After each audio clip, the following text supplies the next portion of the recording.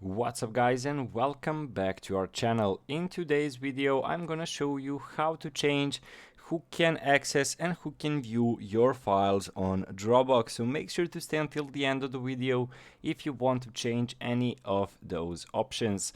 But before we move on, it would mean a lot if you subscribe to our channel and hit that notification bell so you stay alerted whenever we post another tutorial. So how to change who can access your Dropbox files. So you can do it manually for each and every one of the files, or you can change it for the entire folders. So basically, as you can see over here, I'm having a folder called Dropbox, and as you can see, we are having who can access. So as you can see, it says only me. So when you press on it, as you can see, we are having access to Dropbox. So there are links for any editing. Anyone with these links can edit it, and links for viewing. Create this link in settings. So when you go over here to people, as you can see, keep track of people and permissions. When specific people are invited to this folder, they'll be listed here. So how to change who can view it and who can access this?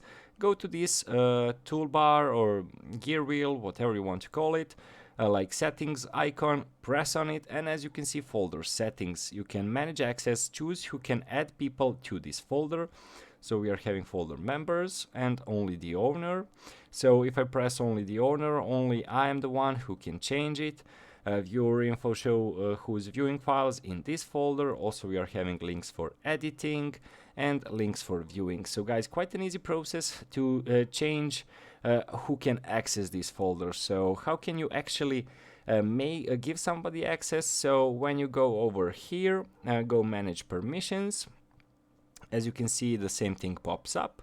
So when you copy a link, so this was a mistake. So when you press share and go with share with Dropbox, anyone with this link. So if I add an email or a Dropbox name over here, that person will immediately gain access to that file. So guys, you can just easily go over here. So who can access? When you go over here, you can just easily remove that person over here if you don't want them to access that specific file any longer.